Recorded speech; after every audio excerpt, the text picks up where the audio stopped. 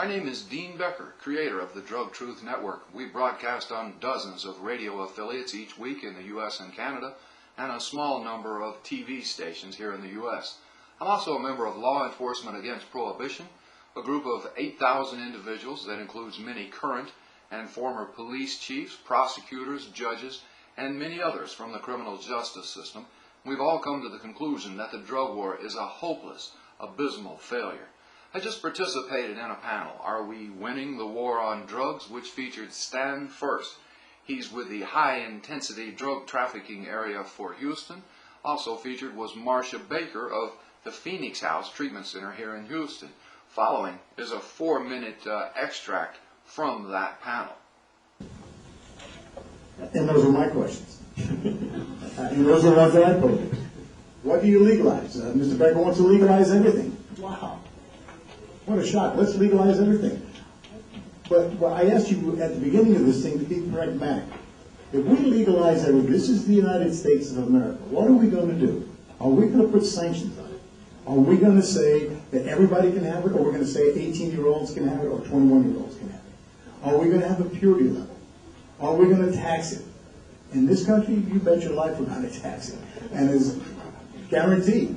And so if we put any of those sanctions on it, any of those sanctions whatsoever on it, there's going to be a black market.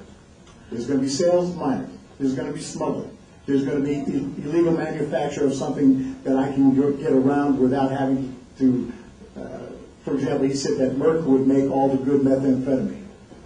Yeah, Merck would make it. Would it be as good as the stuff I can make in my backyard or cheap? No. So I'm going to make it back there. So we're always going to have some kind of illegal market. No matter what you do, you're going to have me around in supply reduction. You're going to have me either as a revenue agent or you're going to have me as a possessioner. So it's not going to go away. And what's voted today will not be voted tomorrow. There'll be a new drug come on the market. FDA won't approve it. And who's going to legalize it? FDA is going to go through this big thing and say, okay, we're going to legalize it. It's not going to happen. And my last thing is, what do we tell our children? What do you tell your children? If we're trying to make a conscious decision as an adult with a kid not to smoke, behave responsibly with alcohol. By the way, you can take all the heroin, marijuana, and cocaine that you want. It doesn't make any sense to me.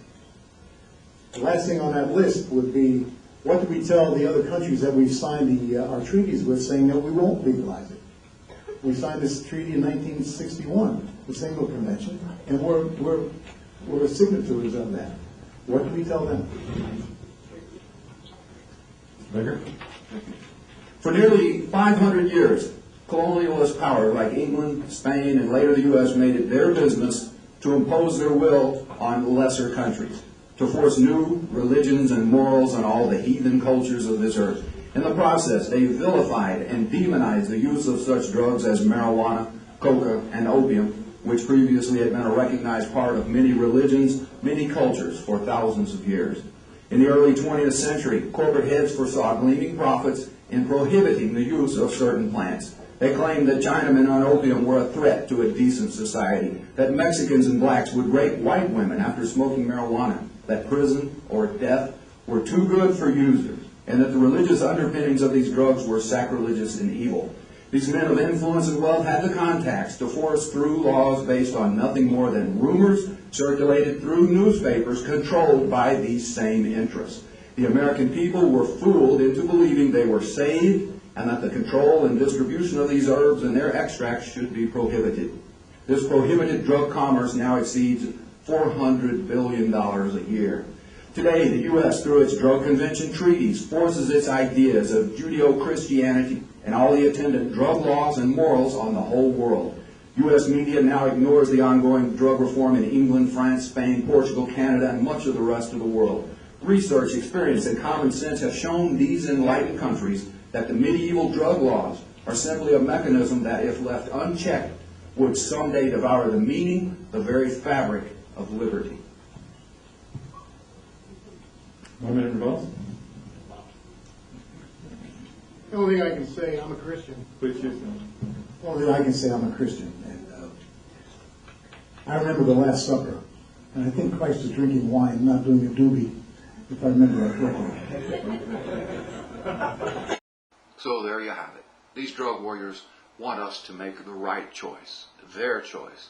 And they're so smug in their moral posturing in this regard, they're willing to kick in our doors, send our children to foster homes, take our homes, our cars, our cash, our worldly goods, send us to prison for years and years with violent, sadistic criminals, and then, once we're out, they'll deny us housing, education, employment, or even a driver's license, all to stop our suffering. You drove in your squad car, storm